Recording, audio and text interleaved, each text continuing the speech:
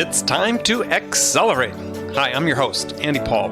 Join me as I host conversations with the leading experts in sales, marketing, sales automation, sales process, leadership, management, training, coaching, any resource that I believe to help you accelerate the growth of your sales, your business, and most importantly, you. Hello, and welcome to Accelerate. It's another Frontline Friday with my special and regular guest, Bridget Gleason. Bridget, how are you doing? I'm doing great. Andy, how are you this morning? Oh, good. I mean, it's Friday. We have to give a weather forecast or a weather update to our guests. I'm in New York still. I say that still. And winters are crept back on us this week. We had 60-degree temperatures last weekend, and it's in the teens this morning. Well, we're looking at some much needed rain here in Northern California. So looks like we're going to get rain for at least the next week. So we've got a storm approaching. It's a little dark and cloudy outside, but really anxious to get that much needed water. So strap on your skis and head to Tahoe. You know, my son just got back and said it was fantastic. Oh, good. Well, I'm envious. At least somebody did. Right? Yes, somebody's skiing, right? It's not you and it's not me, but somebody is skiing. That's all right. Well, today we're going to talk about marketing and sales alignment. I guess we'll use alignment for lack of a better term, because it's a topic that's still, after we'll call it millennia of business, is still a topic du jour, which is how do we get marketing and sales to work together more effectively, really with one aim in mind, which is to help the customer, provide a service to the customer, provide value to the customer to help them be able to make a decision on a product or service. And it seems like it should be the easiest thing in the world, but we know that in reality it's not. So I guess I'd start with a question for you is, in your role as you lead sales for your company or part of sales for your company, what is your expectation for how you're supported by marketing? Yeah, I think it's a great topic, Andy, and it's, I think there's sort of a historical and traditional finger pointing between sales and marketing, and it's so counterproductive and really important that sales and marketing engage in a dance, as you say, to the benefit of the prospect and the buyer, to give them a better experience. So at SumoLogic, we work really closely with marketing, and it does require effort, and it's easy to fall back into, you're not providing us the quantity and quality of MQLs that we need. And it's easy for marketing to point at sales and say, you're not following up. If you followed up on the leads we're giving you, we give you more of them. They're good leads, but the team doesn't know how to follow up and they fall into a black hole. So it's very easy for that conversation to devolve. I think, though, that what you're saying is sort of highlights one of the reasons there's this issue, because is if what you're thinking about, all you're going to get from marketing are leads. I mean, don't you need much more, though? I mean, that's the thing, is don't you need content, right? And when your salespeople are out talking to prospects or talking to prospects on the phone, isn't it part of what they need is great marketing content for sales to help them continue to, write content, write value at the right time to help the prospect move through their buyer's journey? Absolutely. But so often it seems to get boiled down to leads as opposed to, leads are great and you want the leads. That's certainly one important part. But once you have that lead, once you're having engaged with that prospect in conversation, is marketing supporting you the way you need to be supported, or the way sales, the way sales need, step in to help maybe fill some of the shortcomings of sales. Yeah, I mean, it's really true. Sales does need marketing to help step in with content and being out there with a strong voice in the community and to be a thought leader and to help with messaging. Sales absolutely needs that. And again, I'll go back and sit on the marketing side of the table, and I don't remember now what the percentage is of content that's created by marketing that sales never uses. I think it's 70-80%. It's a high number. 70-80% of what marketing creates for sales never use. Sales does not use. Which is interesting because there was a statistic or a study done by the CMO Council. I was reading this in a blog that said that they found that salespeople spend 40% of their time looking for content created by marketing, or alternatively creating their own to fit a need that they feel marketing's not meeting. Right. Does that sound about right? Yes. And so it's two sides of the same coin. So it's marketing's creating this content in some cases. And if there's not good alignment and conversation and discussion and dialogue and essentially being on the same page, you have exactly those two statistics that we just brought up. Marketing's creating it, sales isn't using it, and sales is creating their own. And that creates a huge amount of frustration, as one can imagine. I mean, so what happens in your team when your sales reps, your account execs say, gosh, I need to provide something to the prospect, or we're finding a pretty common need of something we need to provide to the prospect relative to a content piece. We've got this whole, do you guys just fill it, or do you go back to marketing and say, hey, this is what we need? Well, we're trying to also get better at that. And I think this is a work in process. This isn't something that you fix once and it's done. It's a conversation. And it's a continuing conversation because the market changes. What our prospects and buyers need change.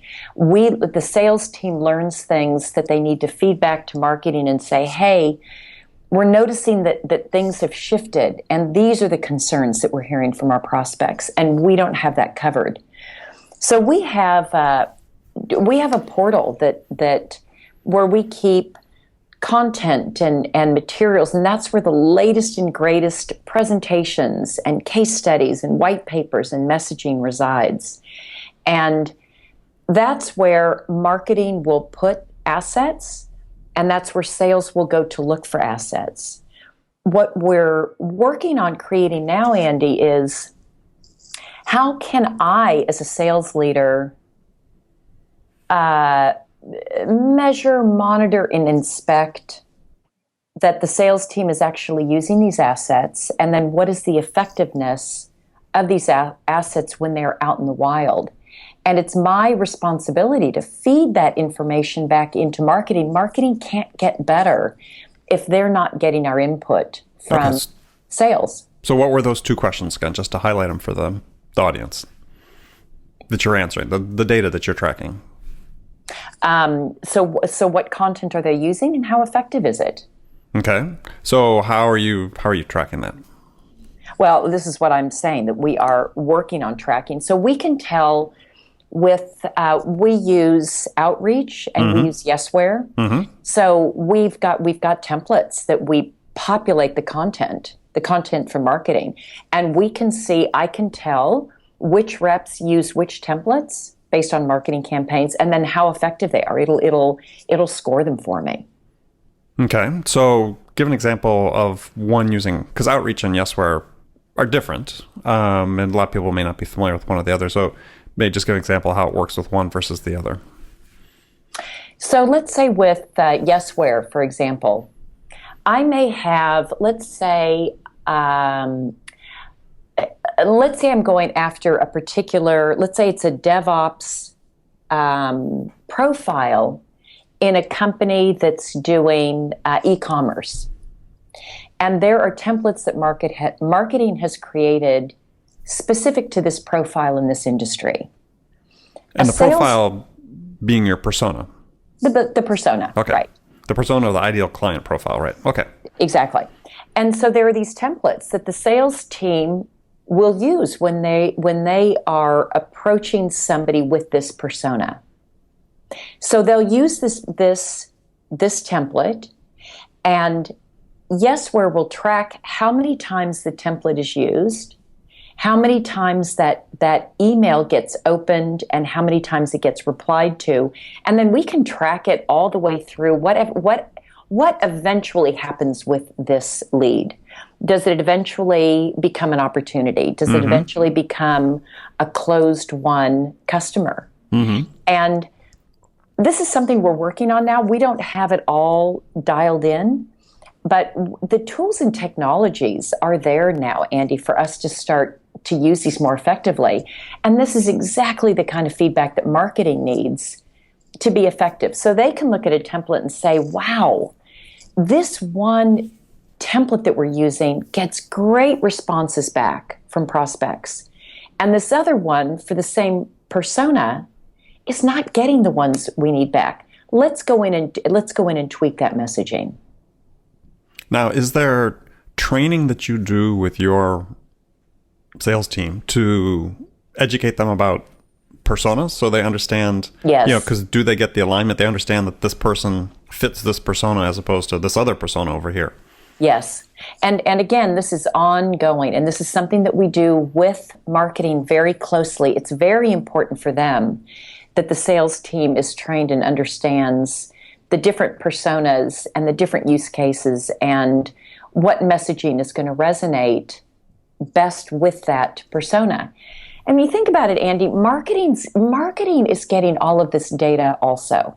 Because when they're out putting out content on blogs, on our website, in Twitter, LinkedIn, talking at community events, they're getting feedback also from prospects and customers. We're missing the boat if we don't combine the intelligence that marketing is getting with the intelligence that sales is getting, and somehow bringing those two together to make sure that we're going out to prospects and customers with the most effective messaging. So when marketing's putting together its plans, how involved are you with that from a sales perspective, saying, hey, this is what the sales requirements are? I'm very involved. So I have weekly, even more than weekly, I have meetings with demand gen, with branding, with content, with the product managers. They're part of my team just as I'm part of their team. And in fact, every week we do sales and marketing office hours, and we actually have them. We have them every Thursday.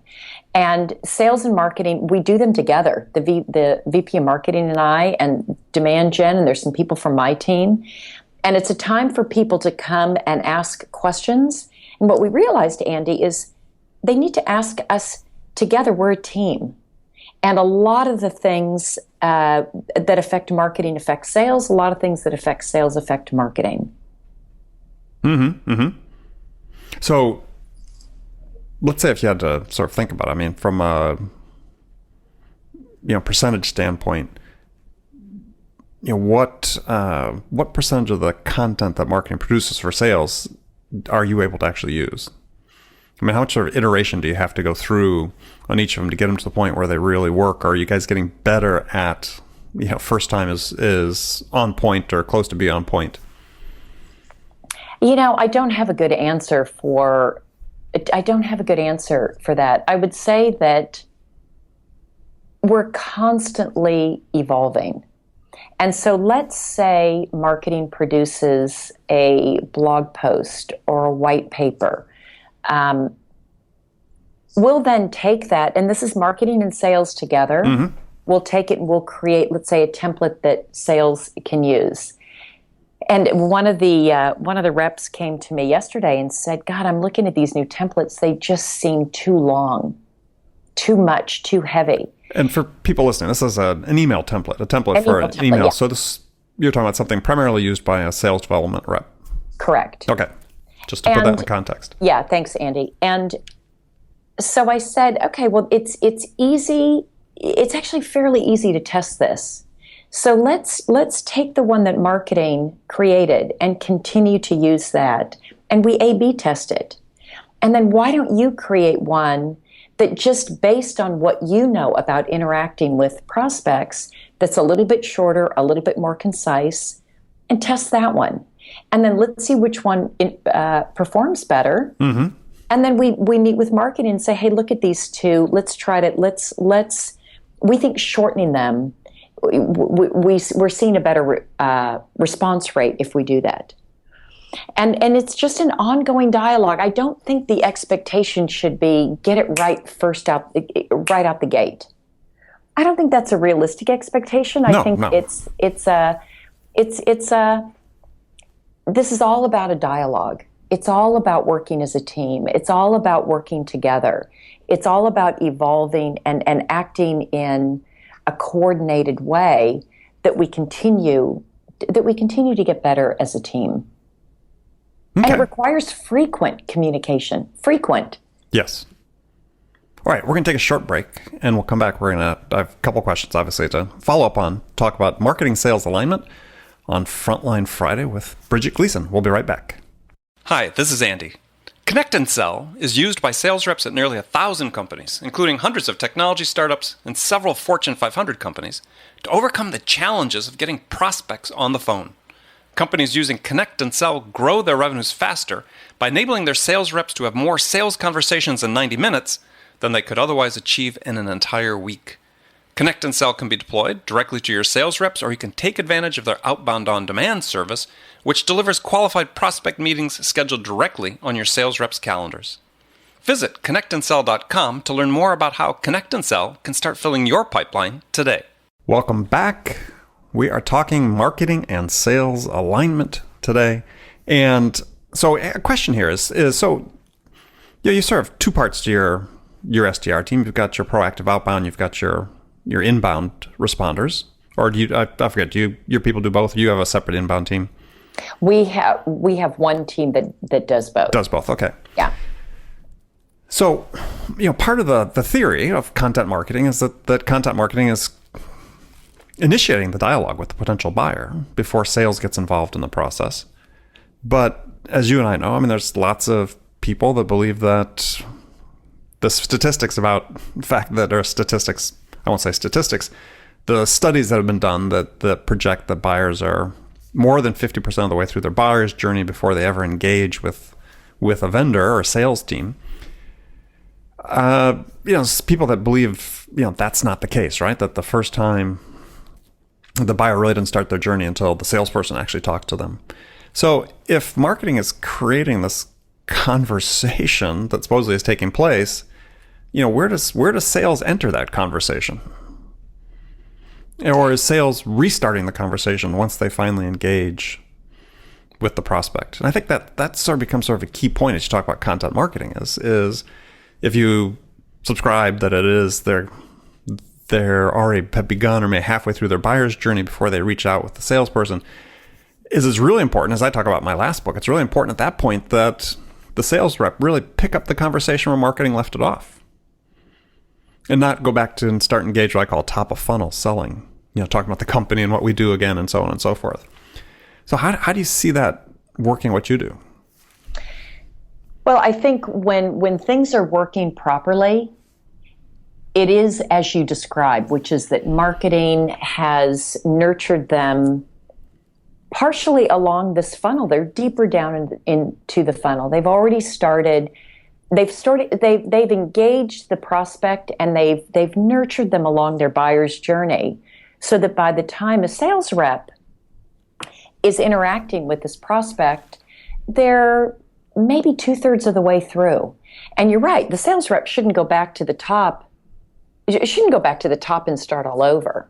And they're just picking up the conversation, and the prospect knows a certain amount about the company, about the product or service, and they're ready to go take it to the next step, which typically when sales is involved is, how does this product or service meet me, the prospect, where I am and my particular environment?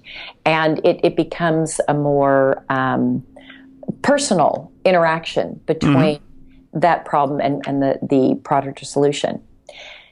So sometimes, though, especially if you have an outbound team, sometimes the prospect or the person you're calling doesn't have a lot of awareness, and the sales rep is starting to have to go back to the top of the funnel. And that's a very ineffective way. It's a very ineffective way to do sales. It happens. The conversion rates are lower. Obviously, the time to close is a lot longer because the buyer is a lot further back in the journey. Well, the thing that's interesting, though, is you have people, and I've interviewed people on the show who will contend the exact opposite. And this is, I'm not going to take sides yet, but, there are people say deals that are developed, opportunities that are developed proactively, right? Where basically the prospect's discovering it based on the call from the SDR or the initial outreach from the sales team. Converted higher rates, converted higher dollars. Andy, I've seen that. And I think what that has to do with, I don't think that's because it's better to start somebody cold. To me, what that says is the ones that marketing is bringing in aren't the ones that say, there's something wrong with what marketing's able to attract and the product market fit that sales is looking for. So to me, that's more an indication of marketing's not getting to those people that are ready to buy, or it could be that the messaging is off a bit. But there's something wrong there if sales can warm them up more quickly from dead cold. In most cases, I wouldn't say in all cases, but I would dig into that one deeper before making sort of a proclamation regarding it's just better if you start cold. Believe me, I agree 100%. That's why I brought it up, because people that believe that somewhat fervently, and I never can really understand the logic behind it. I mean, if marketing has engaged somebody, and as you said, engaged them in the right conversation, there's nothing about that says that, well, somebody that's a little more standoffish is more likely to buy quicker and buy bigger. Yeah, it's hard to really get behind that, except in maybe one-off situations. I see that it can happen, but it means that something should be adjusted, in my opinion. Yeah. Something's not working if that's the case. Yeah, I think, and that's really the point I think I would make to people listening, is that if you find that's the case in your sales, that your bigger deals are coming because of what you think is a proactive outreach by sales, I wouldn't treat that as the rule. I treat that as, well, that's what's happening because, as you said, our marketing is just not on point yet.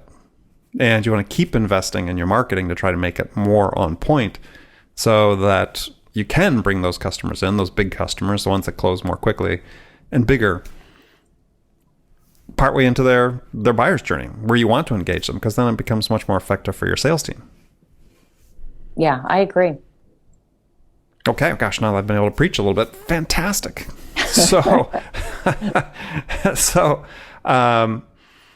another question that has to do with content and content marketing is, and we sort of touched on this before, is when marketing has some content, does sales really know how to use it? And I really want to talk about this from the perspective of the account execs more so than your sales development reps. So the ones that are really responsible for taking the prospect, from qualification to close, their content needs a little bit different. I mean, a little more sophisticated, more nuanced, more contextual, more value driven. So it seems like they almost engage more with marketing than your SDRs would, or they should, let's say. Well, they both engage, but there's a different, they may look at the same blog post, or they may take the same information, but what the SDR team needs and what an account executive needs, they may be pulling different things from it. So marketing would often argue that the account executives don't know how to use it. And that's again, when you talk about how easy it is to point fingers, that's a common complaint. I'm creating all this great content and the sales reps aren't using it. They don't know how to use it. They don't understand it. They're not leveraging it. And it's valid. Well, does your marketing team train the salespeople on how to use the content? When you have these meetings, these weekly meetings and so on, is part of what you do is try to train? Absolutely. So how do they do that? I mean, do they create like a little cheat sheet that says, hey, here's what this piece is. This is who the persona is targeted for. Here are the key points. Here's where to use it. Yeah, very, very much like that. And they'll talk about it and why it's important and why it's relevant and where they're keeping the assets in what we call Sales Central. And again, this is when the complaints that I hear, and again, many of them are valid, are, okay, we trained them, and then they don't do anything with it. And it's so important, this idea of reinforcement. And it's where managers can really step in and be helpful. It's where teams, talking about it at the individual team level, what are you using and how? It's making sure that the reps have an understanding of why this piece of content is useful, so that just having them understand is very helpful. And so there's a lot of pieces to that, and it's something that it's not that you train them once and then everybody remembers and it's used. It's just an ongoing, again, discussion and dialogue and reinforcement. And do you get your marketing people involved in the sales calls where the content is being used so they can see how it's being received and so on? Yeah, they love that.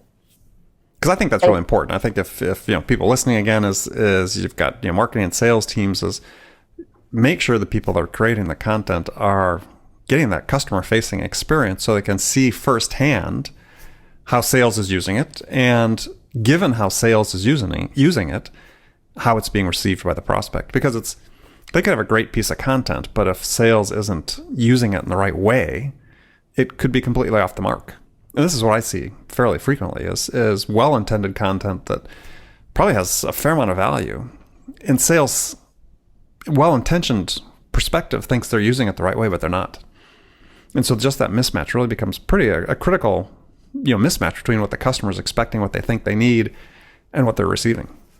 Yeah, and I think you're absolutely right, Andy, that keeping marketing in the loop, and I don't know if all marketing teams are like this, but I know here at SumoLogic, the marketing team is eager and anxious and excited to be on calls with sales reps and to be in the meetings. And they really want the information. They want to get better.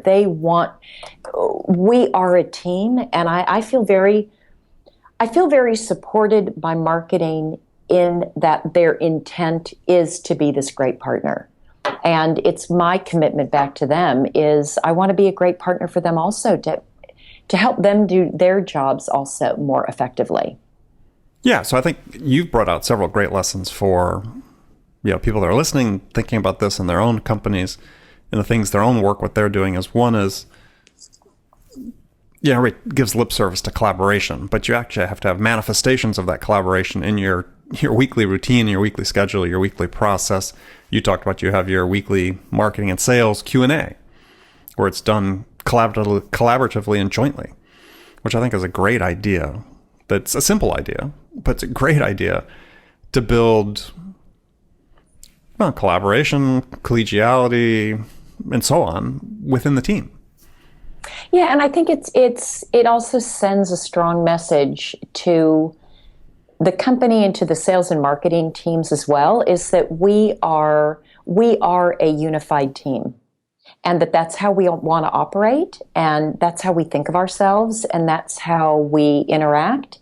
And it just, sometimes these subtle messages also, they're powerful and they make a big difference. Yeah.